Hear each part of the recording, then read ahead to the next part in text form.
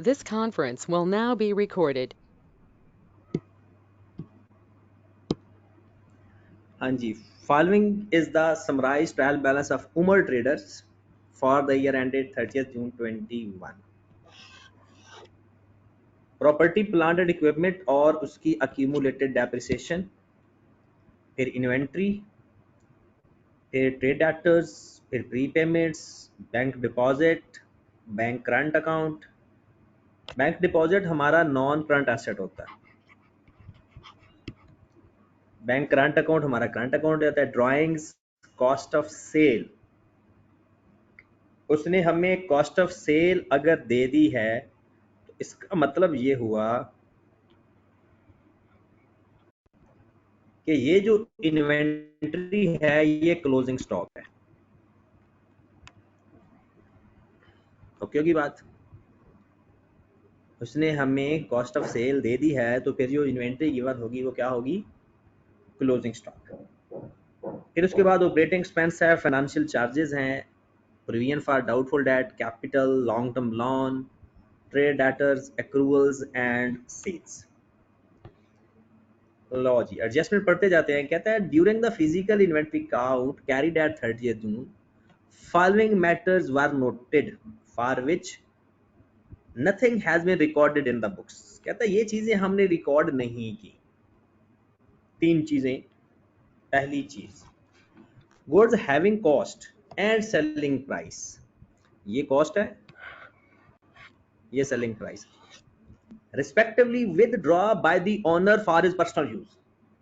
कहते हैं ओनर ने पर्सनल यूज के लिए निकाली है और रिकॉर्ड भी नहीं की। तो अब हम एंट्री क्या पास करेंगे? Drawings debit. एंट्री क्या पास होगी इसकी?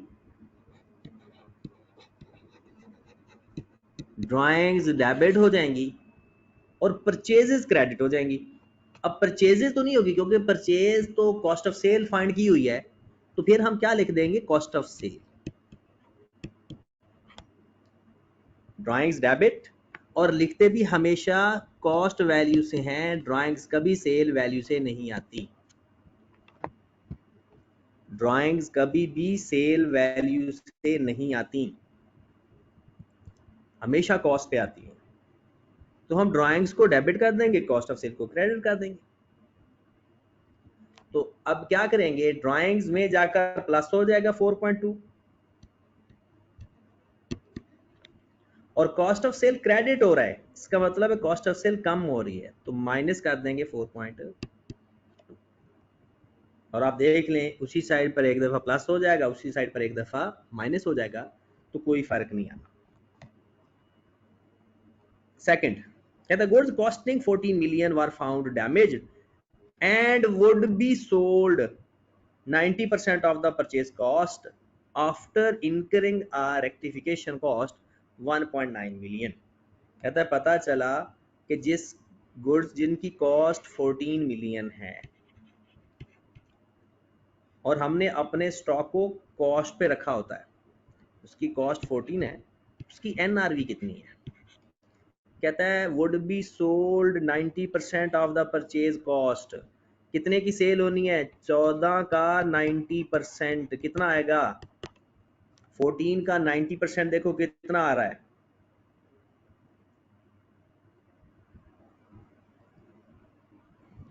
12.6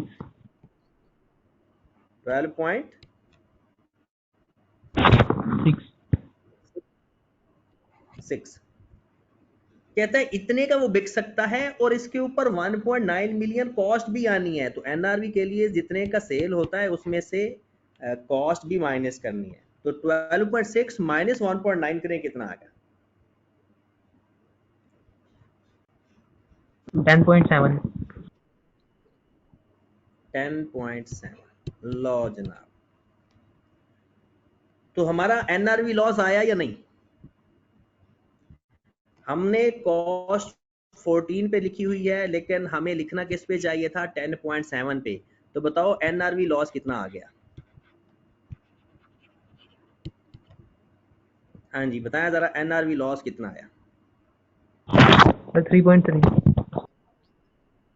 3.3। और एनआरवी लॉस की एंट्री का पता है, याद है या नहीं? एनआरवी लॉस की एंट्री होती है cost of sale debit inventory credit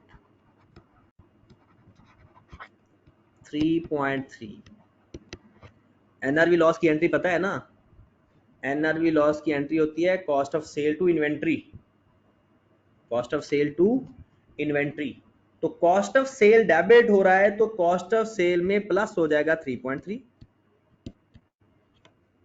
और इन्वेंट्री क्रेडिट हो रही है तो यहां से माइनस हो जाएगा 3.3। कॉस्ट ऑफ सेल में प्लस हो जाएगा 3.3 और कॉस्ट ऑफ सेल में से माइनस हो जाएगा, क्योंकि एनआरवी लॉस की एंट्री होती है cost of sale to inventory. तीसरे नंबर पर आ जाए जनाब, goods purchased on credit costing 3.5 million were return to a supplier on 30 June 21। कहते हैं जिसको आपने उधार पे चीजें खरीदी थी फिर वापस कर दी लेकिन रिकॉर्ड नहीं की, तो एंट्री पास कर लो। परचेज की रिटर्न की क्या एंट्री होती है? Purchase return debit, sorry account payable debit, purchase return credit. अब जब के कॉस्ट ऑफ सेल फाइंड हो चुकी है तो जहां पर कॉस्ट, जो कॉस्ट ऑफ सेल का जो एलिमेंट होगा उसकी जो भी चीज आएगी वो कॉस्ट ऑफ सेल के नाम से लिख दिया करो, क्योंकि कॉस्ट ऑफ सेल आप लिख चुके हो, तो वो सारी चीजें कॉस्ट ऑफ सेल में प्लस माइनस हो चुकी हैं। तो 3.5 आपने क्रेडिटर से भी माइनस कर देना है और कॉस्ट ऑफ सेल क्रेडिट हो रही है तो कॉस्ट ऑफ सेल से भी माइनस कर देना है, क्योंकि कॉस्ट ऑफ सेल हमारा एक्सपेंस होता है और एक्सपेंस क्रेडिट हो तो कम होता है। अकाउंट पेबल हमारी लायबिलिटी है तो वो डेबिट होगी तो माइनस होगी। तो लो मेरे भाई क्या करना है, हमने अकाउंट पेबल में से माइनस कर दो अकाउंट पेबल,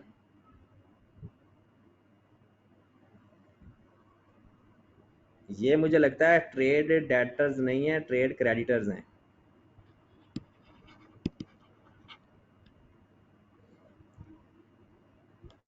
क्योंकि ट्रेड डेटर तो यहाँ पर हैं, ट्रेड क्रेडिटर्स हैं ये।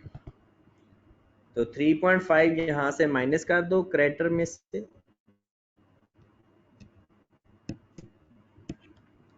और यहाँ पर कॉस्ट ऑफ सेल से भी माइनस कर दो 3.5। ओके की बात? लो जनाब, मेजर काम तो हमारा गया हो, पहली एडजस्टमेंट ही मेजर थी, बाकी एडजस्टमेंट इतनी मुश्किल नहीं है। सेकंड पे आ जाए, कहते हैं payment of ₹7.2 million being 40% amount of yearly maintenance contract commenced from 1st October 2020 was included in the prepayment. Remaining amount is payable on the completion of the contract. पहली बात, हमारा साल कौन सा है? हमारा साल है 30 जून 21, मतलब पूरा साल अगर लिखें हम तो हमारा साल है 1/7/20 से लेकर 30 जून 21 तक, ये हमारा साल है। कहता है आपने payment of 7.2 million being 40% of the amount yearly खरीद लिया कब? 1 अक्टूबर 2020 को, और सारा लिख दिया प्री पेमेंट में, बाकी के पैसे हमें कंप्लीट होने के बाद मिलेंगे।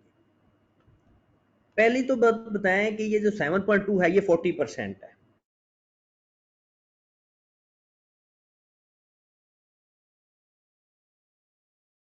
का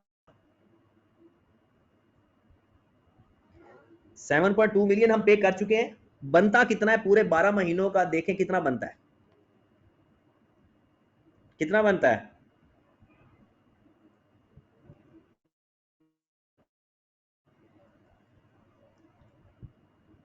7.2 डिवाइड बाय 40 मल्टीप्लाई बाय 100,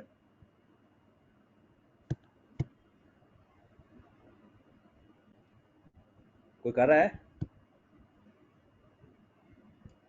18 18 को 12 पे डिवाइड करो, पता करो कि एक महीने का कितना बनता है। पर मंथ कितना बन गया?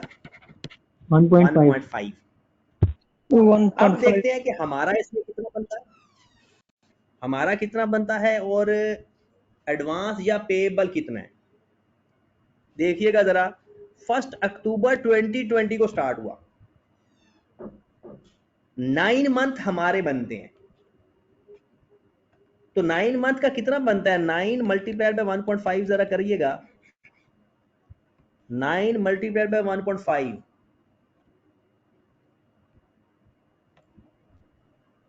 13.5 13.5 असल में एक्सपेंस बनते हैं। हमने 7.2 पे किए हुए हैं और वो भी प्री पेमेंट में लिखे हुए हैं। एक तो ये प्री पेमेंट से खत्म हो गए क्योंकि टाइम खत्म हो गया, अब मजीद कुछ हमारे देने वाले भी बनते हैं। 13.5 हमारा टोटल बनता है मेंटेनेंस एक्सपेंस, जिसमें से 7.2 हमने दे दिया और वो प्री पेमेंट के अंदर है। बाकी हमने कितने देने हैं? 6.3। ये हमारे अभी देने वाले बनते हैं, ये हमारे पेबल हैं। अगर मैं इसकी एंट्री पास करवाऊं ना आपको, जरा एंट्री देख लीजिएगा। हमने हमारा एक्सपेंस बन गया कितना टोटल? 13.5। एडवांस प्री पेमेंट में जो हमने लिखा हुआ था वो खत्म हो गया 7.2 और पेबल हमारा आ गया 6.3। ये एंट्री बनेगी। जितने एक्सपेंस बनते हैं वो एक्सपेंस में प्लस कर देंगे, प्री पेमेंट में से 7.5 माइनस कर देंगे और पेएबल में जाकर 6.3 ऐड कर देंगे। क्लियर होगी बात? लो जनाब, जाकर कर देते हैं अपने सवाल के अंदर भी ये एडजस्टमेंट। प्री पेमेंट में से 7.2 निकाल दो, ओके। उसके बाद अक्रूवल्स के अंदर जाकर 6.3 ऐड कर दो और ऑपरेटिंग एक्सपेंस के अंदर 13.5 जाकर प्लस कर दो। ये हमारी एडजस्टमेंट बन जाएगी। ओके होगी बात? चलें अगली एडजस्टमेंट पे चलते हैं। एडजस्टमेंट नंबर 3,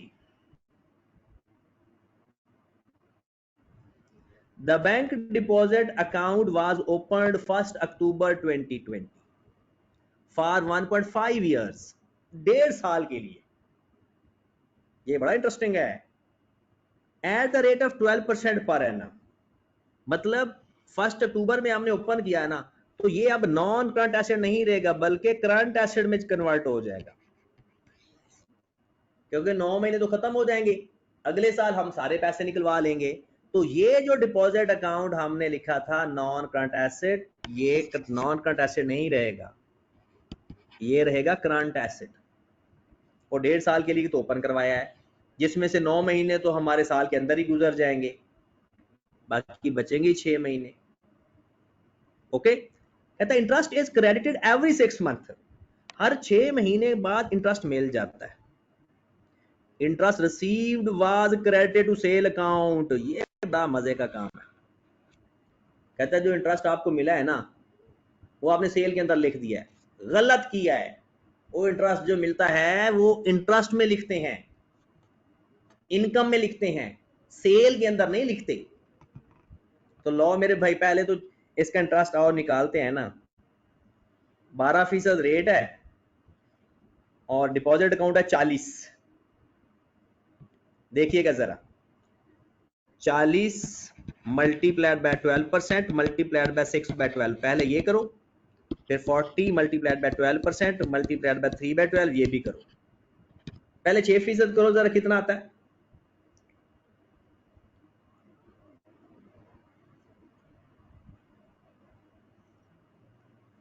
सर 2.4 हाँ जी जनाब, कितना आ रहा है? 2.4 ये आएगा और 1.2 ये आ जाएगा। ये जो 2.4 है ना, ये आपको मिल चुका है और आपने इसको सेल के अंदर प्लस किया हुआ है, जो कि गलत है। जो कि गलत है।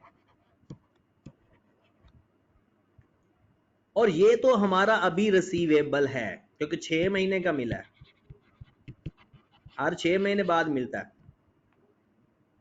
तो पहली बात, सेल से माइनस कर दो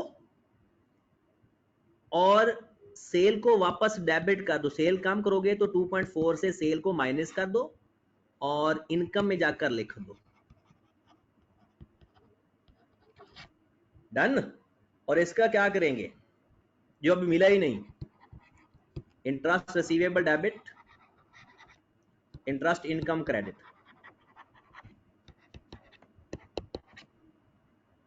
तो ये कहां पे चला जाएगा, एक तो चला जाएगा करंट एसेट के अंदर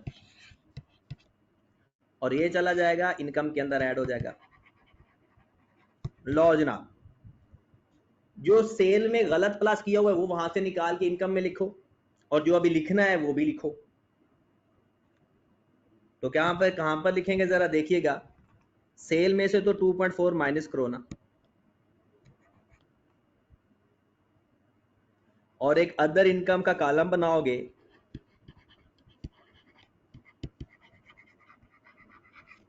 और उसमें जाकर 2.4 और 1.2 भी लिखोगे।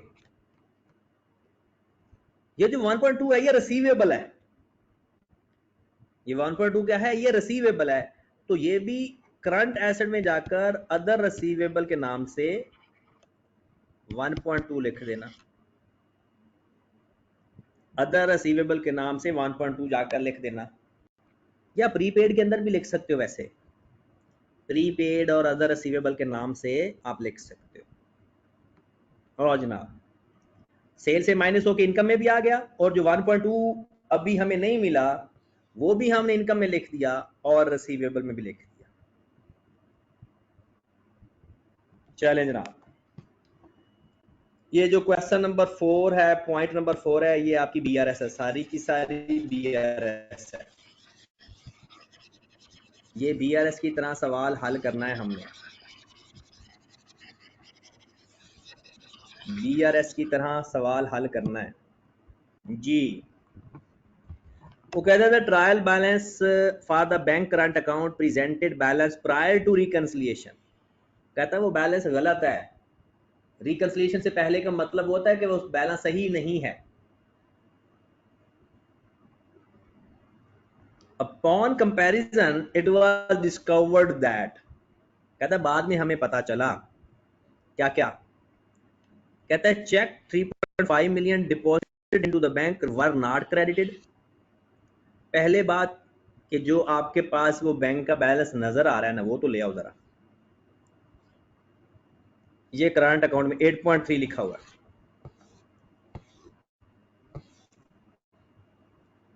8.3,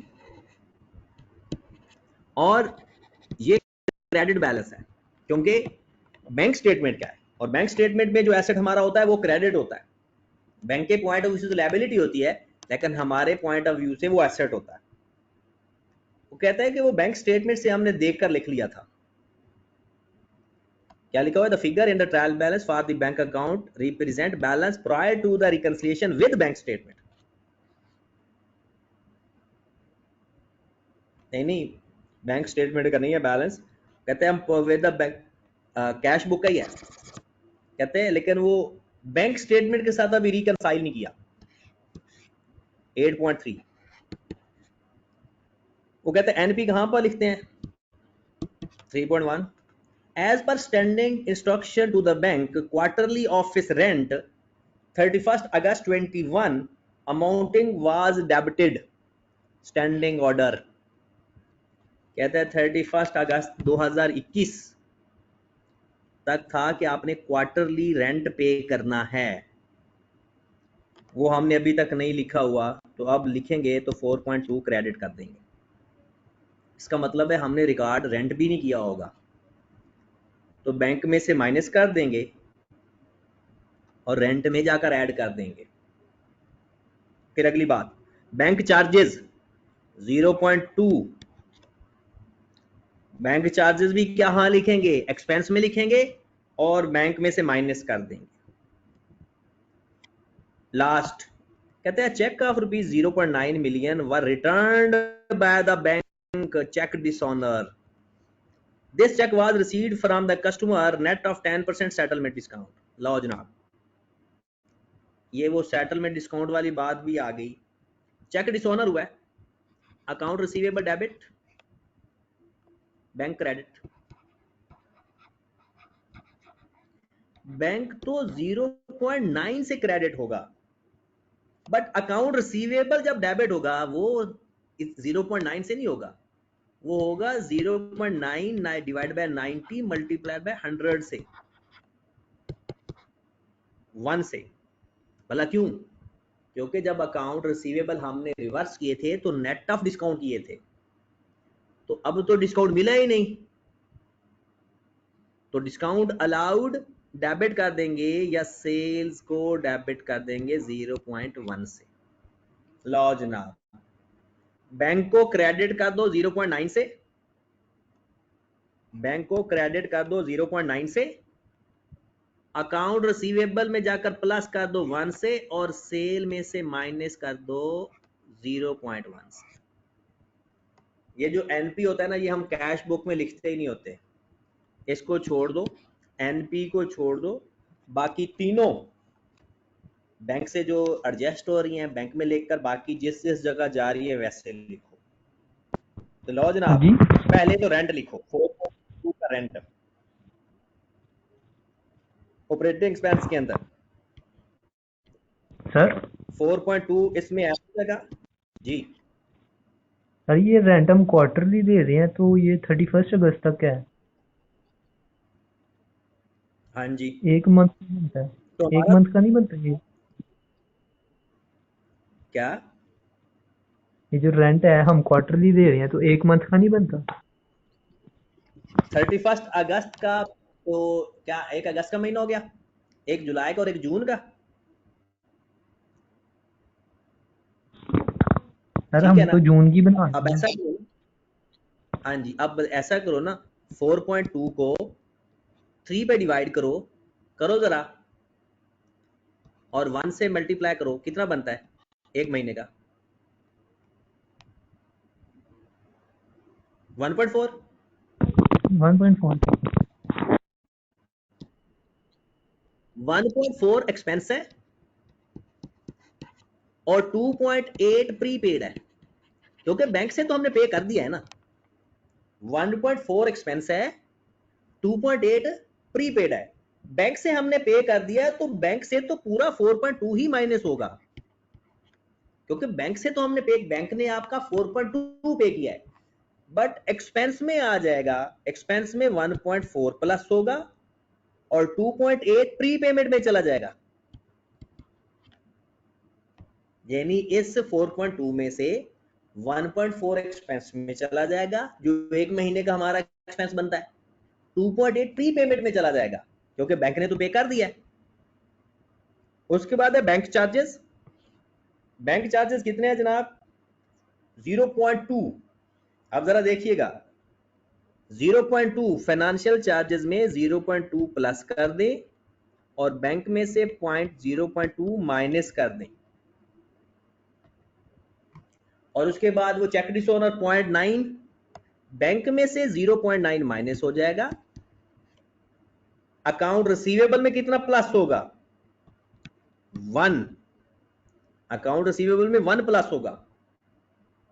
ओके होगी बात. एंड लास्ट 0.1 सेल में से माइनस हो जाएगा, क्योंकि वो डिस्काउंट अलाउड है. तो ये इसकी सारी एडजस्टमेंट बनेगी. और जो चेक होता है ना अनप्रेजेंटेड और नॉट क्रेडिटेड, वो बैंक का मामला होता है, हमने उसको दोबारा नहीं रिकॉर्ड करना होता. ओके होगी बात. फिर भी मैं एक एंट्री पास करके दे देता हूं आपको, ये देखिएगा. रेंट की एंट्री होगी प्रीपेमेंट 2.8, रेंट एक्सपेंस में 1.4 और बैंक 4.2. ये हो जाएगी रेंट वाली एंट्री. फिर bank charges debit, bank credit, 0.2 से था।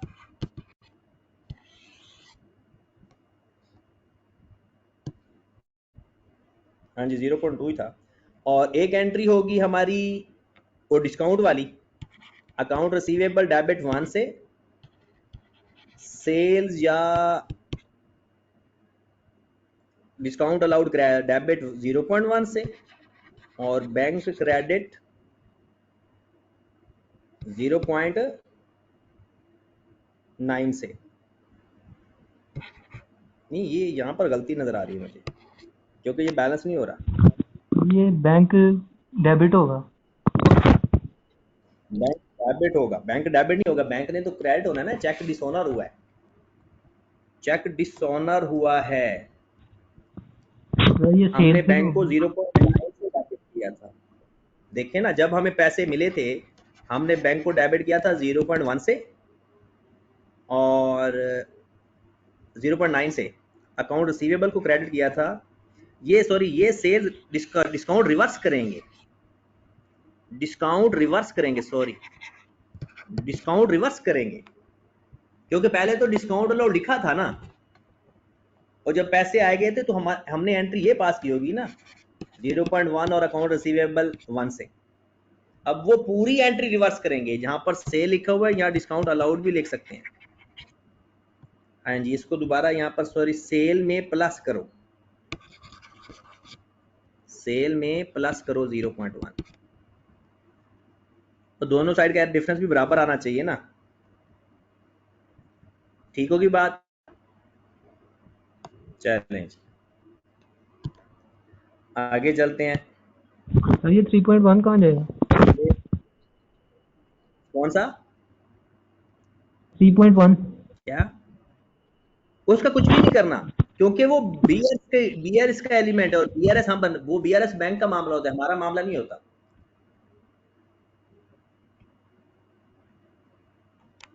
3.1 का हमने कुछ भी नहीं करना। सर इसकी एंट्रीज एक दफा फिर दिखा चलो दें। जी,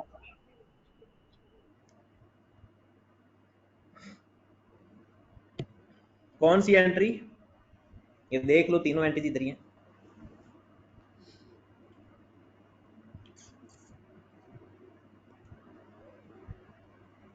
ओके चलें जी, पांचवी एंट्री।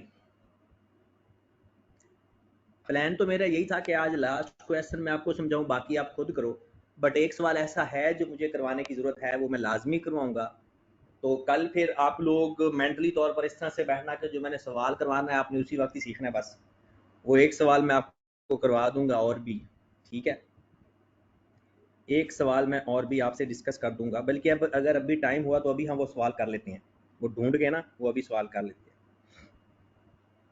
चले जनाब, 30 जून 2021 fully depreciated assets costing 8.2 million with the residual value 2.1 million were sold on credit।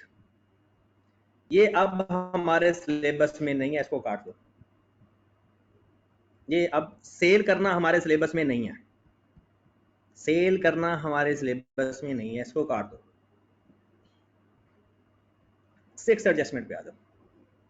In addition to a specific provision 3.9 against trade debtors of rupees 13 million, OT needs to maintain general provision 3%। लो जी, ये भी बड़ा प्यारा सवाल है, important. कहते हैं आपने 3.9 million create की प्रोविजन किसके ऊपर? 13 मिलियन के डेटर्स के ऊपर, स्पेसिफिक, और फिर 5% मजीद। आओ जरा ये सवाल पूरा हल करते हैं। मुझे बताओ आपके पास डेटर्स कितने पड़े हुए हैं? आपके पास डेटर्स कहां पर है? 43, 42 प्लस 1, 42 प्लस 1 43, आपके पास 43 के डेटर्स हैं। इसमें से 13 मिलियन के ऊपर आप प्रोविजन क्रिएट कर चुके हो। अगर आप आखिरी एडजस्टमेंट में देखें ना, वो जो स्पेसिफिक प्रोविजन जिसके ऊपर आ जाती है ना, ये आपने 3.9 मिलियन स्पेसिफिक प्रोविजन क्रिएट कर चुके हो। किसके ऊपर? 13 मिलियन के ऊपर। इसकी प्रोविजन फॉर बैड डेट्स 3.9 है। ओके होगी बात? बाकी बच गया 30। 30 के ऊपर आपने 5% प्रोविजन लेनी है। 30 के ऊपर आपने 5% प्रोविजन लेनी है, तो कितनी बनती है? 1.5। 1.5। तो ये आपकी प्रोविजन बन गई 5.4। ये आपका कैरिड ऑन आ गया प्रोविजन का। जब भी वो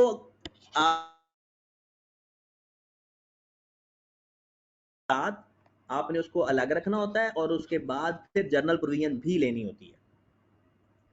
लो जनाब, ब्रॉड ऑन प्रोविजन का बता दे कोई मुझे। 4.5 ब्रॉड ऑन हमारा है 4.5, कैरिड ऑन है जनाब हमारा 5.4। तो बैड डेट्स में कितना चला जाएगा? बैड डेट्स में कितना आएगा? इसका डिफरेंस बताएं जरा, कितना आता है? 0.9।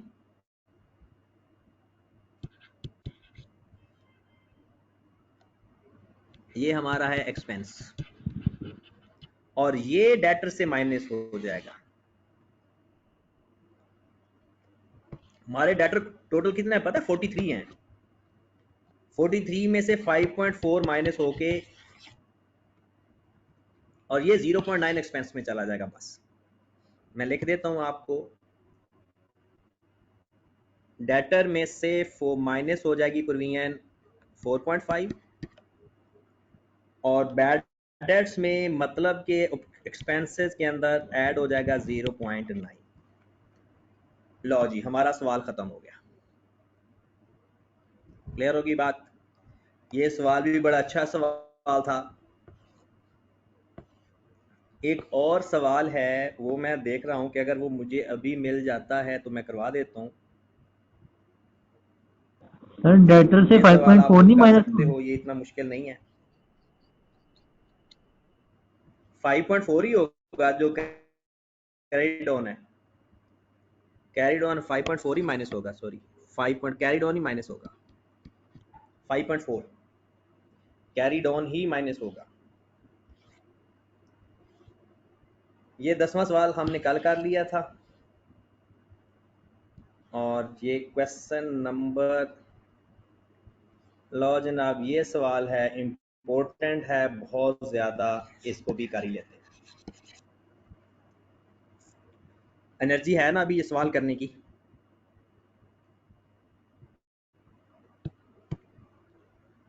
वो एनर्जी है ना ये कल करना है? बता दो, जैसे कहते हो वैसे कर लेंगे। सर जैसे मर्जी आप।